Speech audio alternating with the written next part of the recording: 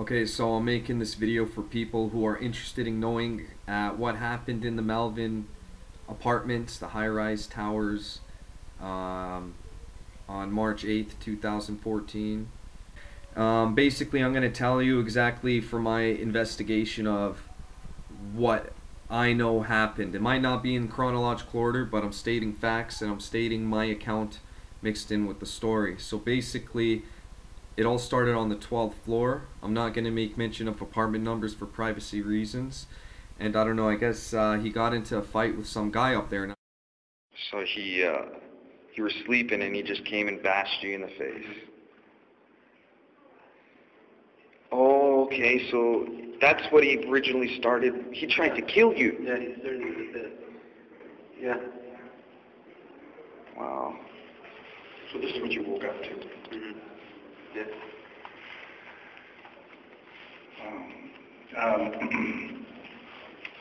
Well, so you broke it off? How did that happen? I just grabbed it and snapped it. And luckily it broke. Okay, and then you gave it to the police officer? No, superintendent, no? The superintendent, and then the superintendent gave it to the police officer. Okay. So he said when he's pounding on you, was that with the knife or his fist? Or? His fist. So when did the knife come into play? When he went back to the kitchen and grabbed the knife. And after you broke it, like, he ran out of the door? No, he went and he grabbed another knife. Mm-hmm. What, another one of those? Yeah. And that's when he left. Mm-hmm. Was he, like, yelling or running? No. Because I heard him run down those stairs. It was pretty freaky. Like, he was running fast. Did you chase him or anything? No. Then the guy ran down. I just put my daughter to sleep. And I was going to sleep in the living room. And 10 minutes before this happened, like, I left the door unlocked all day. And something just told me, go lock the door before you fall asleep, man. Don't be lazy, just go do it. And I did it. 10 minutes later, I hear somebody running down the staircase. Because the wall of my living room, behind it is the staircase. And I can hear it, somebody yelling or something. Didn't think nothing of it, because I've heard stuff like that before, you know, kids running through the staircase makes those noises. But I didn't really hear laughing, so that's why it was still kind of like weird to me. And then my neighbor, like, here's my door, the door right in front of my door. He opens the door and coincidentally, here's the stairs. So here's my door, right? Here's my neighbor's door, and then here's the door of the staircase. So as soon as my neighbor opened his door, Buddy came in through the staircase, stabbed him in the neck for no reason at all. And my neighbor yelled for help. And like, there's never domestics there, so I didn't know what was going on. He didn't yell for help like in a way that sounded like his life was in danger. And I'm gonna touch down on this later in this video. But he didn't yell help. He just said, you know, he should be saying, help, somebody's trying to kill me with the knife, like, so I can respond quicker. Anyway, so I hear that, and then them scuffle, and then all I hear is somebody running down the stairs. And then I hear the old lady, she's 60 years old. That's when I knew something was up, when she screamed for help. So I got up, I grabbed my bat, and I guess that guy stabbed the 60-year-old. As the man ran down the stairs, he went into the house and stabbed the 60-year-old lady in the neck. So I go to put my eye up to the eye hole, and I only catch the glimpse of her leaving. I don't even know if she got stabbed at this point yet. I don't know what's going on. All I know is she's calling for her son's name and she's running down the stairs. So I'm like, what? So I had enough courage to open up the door, and I open up my front door and there's blood on the wall and blood on the doors. And I open up the staircase door and there's blood, a trail of blood going down the stairs. So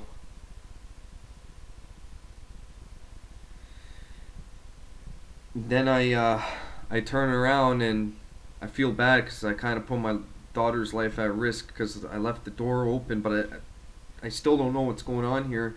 I hear screaming coming from the opposite end of the hall, and I don't know, I had enough balls, like I said, man up, go see if these people need help because you have a bat. I walk down the hallway, and I get like halfway down the hall, and I realized these screams were not coming from my floor. The screams were so loud they were coming from another floor, and that's when I'm like, okay, something really weird is going on. So I ran back into my apartment, locked the door, called the cops, and here's the raw footage of cops showing up in 5 minutes after I called them. All the way down the hallway. That was from me when I was chasing the guy to stop him from stabbing my son. Okay. So that's your son? Yeah. So where were you when you got stabbed? You were chasing the doorway. Right in the doorway. He was trying to kill him. He was going to kill me. I don't even know this person. At all? No. You know him? Have you ever seen him before? No. I've never seen a guy before ever in my life. So what happened? I saw Harrison noise in the hallway, opened the door, pushed his way in, and stabbed me. Right here, just this hallway right here. And then pushed his way in, And then stabbed me in the living room. Yeah, and her, Greg. Yeah. And then he took off, and I tried to chase him to stop him Where did stabbing he take my off? son. Which way did he go? Stairs, and okay, when I got down the stairs. Why do you think he was chasing your son? To stab him.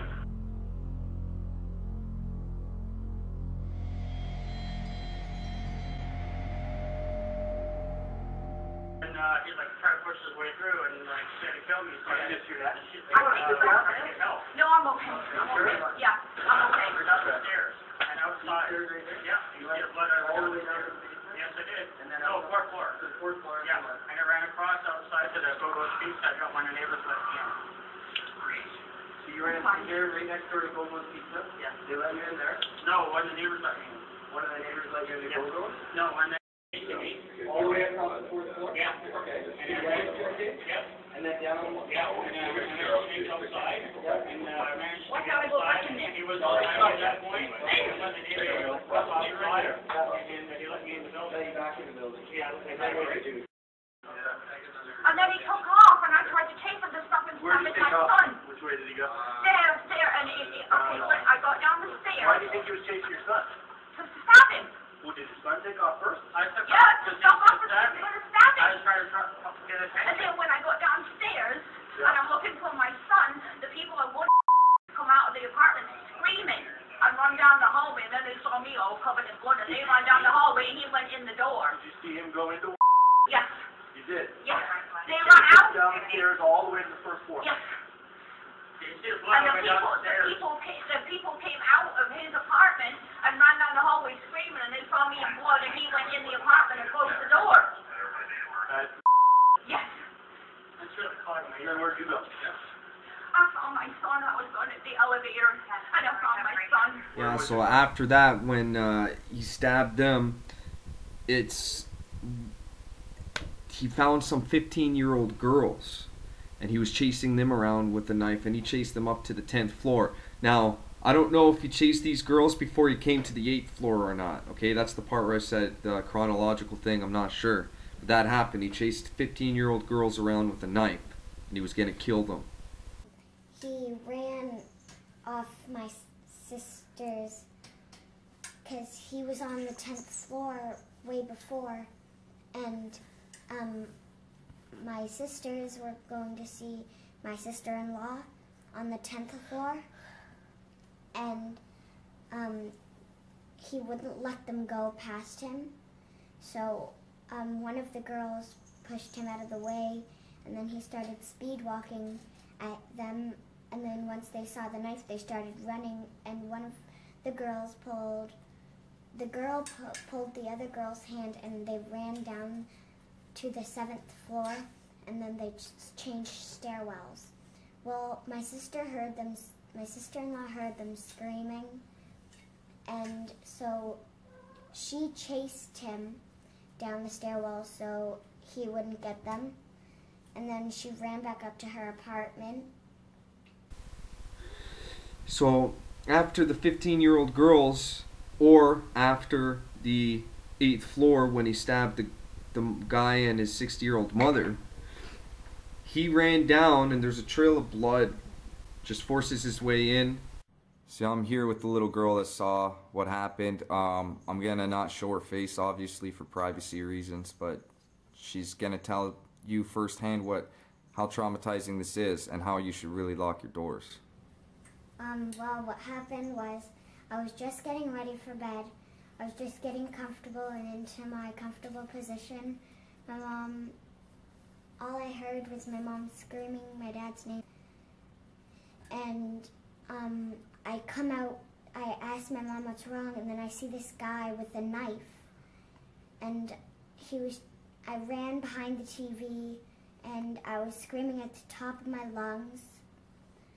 And my dad had earphones in, and then after he took them out because he heard a scream, and so he took them out, and then he heard my mom screaming, and then the guy who had the knife, the bad guy, he turned around and saw my dad, and then he charged at my dad with the knife, and then my mom grabbed me from behind the TV, and we ran up to my grandparents' house, and my mom was on the balcony crying, and my dad came back with a towel on his neck because he stabbed him, and he also stabbed my puppy, and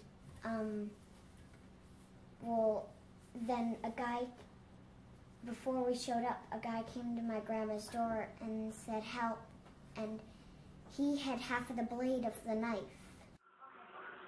What do you got there? Apparently, that's one. Someone handed to you? Yeah. Where's that person? They're downstairs. I think he ultra this, besides the big one, but Did anyone get stabbed down there? yeah. So there's people stabbed down there? Down here? Was he cut? And no, but he punched him in the face. So he was bleeding. Yeah. The killer punched the guy in the face. Yes. And he goes into somebody else's apartment. Now this time he goes into this person's apartment and he's digging through their cupboards looking for more knives. And this courageous resident, this is on the first floor, this courageous resident, I heard, grabbed him and literally threw him off the balcony. Somehow came back to the first floor and went into my sister's friend's house, one of the girls I was going to see, my sister-in-law. Oh, so he went into two apartments on the first floor. Yes. Yours and another one. Yes, and Did he stab anybody there? and the people who lived, the other person's house who he went into was one of the girls that went to go see my sister-in-law, my sister's friend. So she already seen him before. Yes, and then he jumped off their balcony and went into the Go-Go Pizza parking lot. He jumped over the fence, and then he tried to break into the pizza store. And the residents that live above Go-Go Pizzas, he was trying to get in there to probably go stab them. But no one was home, and their door was really, really strong. Good. And he tried to hit it with a crowbar or something like that, and the door wouldn't smash. So he jumped off. He sprained his ankle. He attempted to run over to next door to Go-Go Pizza, the second-hand store, and he was there, and then on the news they showed him covered up head to toe with a hospital blanket. What do you know about him? I don't know much about him. He's from Kitchener, and that's all I know. Does he have family? Mother and father, and maybe sister and brother. Okay. Do you know how to reach them? No. Do they know what's happened to their son? Most likely. If That's you- the hospital reached them. And how long have you guys been sharing the room here? 7 months. 7 months. What's his behavior been like that time? Pretty normal. He's been okay, but then he started deteriorating the last Yeah. month. So no grooming. Was there other stuff? Was he talking about No. There was no paranoid No. ideations or whatever they call it? No. What's your sense of what's going on? He's mentally ill and needs help. What do you think triggered him? Was there any trigger or I don't know. I really don't know. What do you know about his life before you guys? Nothing much at all. Like, did he ever talk about his past? He's got family, brothers, sisters, you know? In the Kitchener, he has family. But you know brothers or sisters, or just I parents? don't know. So how did you two meet? At the hospital. And how long ago was that? 2.5 years. 2.5 years, okay. So you invited him, you said you could, when he got out, you could live together, or how did that happen? We just ended up living together. This makes it more affordable. He was here for 2.5 years? 7 months. And the cops showed up and shot him with rubber bullets and tasered him. I do not understand why the police didn't shoot this man. There's appropriate time and place to use deadly force. Okay, the past few shootings from the Hamilton police, it was excessive deadly force. They didn't need to shoot the people. I mean, look at Steve Mezek with a small rectangular garden shovel and only 2 cops. Like, come on. They both had pepper spray. They could have utilized different ways. And that's even if Steve had a shovel, because according to Norm Dorr, the SIU told him that that shovel was here, then it was over here, and then it was over here. So there's a traveling shovel. You know, Andreas Shinnery, they say he was coming at them with a bat and that they shot him from the stairs. I personally went to that apartment and you can't see the front door from the stairs. So, I mean, right there is another weird discrepancy. But the kid got shot for having a bat. A guy gets shot for a rectangular shovel. You know, phones say Shantashak got shot for fleeing away in a car from out of uniform officer. These people had families. They all had kids. All their kids are fatherless now because the Hamilton police shot them. This guy goes around malevolently and maliciously, hatefully trying to kill anybody in sight, doesn't matter what age. And the police don't even shoot him? This is where I bring up the argument that I support the right to own firearms. Some people might disagree with me, but until something like this happens out front of your door, maybe then you'll start realizing, hey, you can't always depend on other people to save you. Alright? This is a real situation, a psycho opening people's doors and stabbing them. You know, lock your door.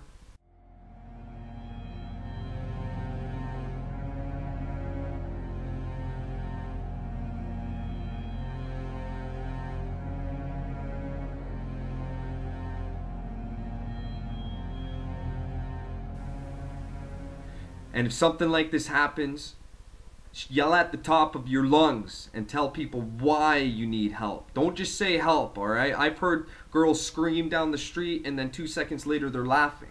That's the exact same scream I would hear if she was in danger.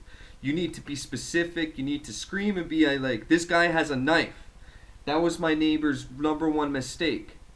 I was not quick. I could have called 911 quicker. If I had the courage, I could have helped him physically.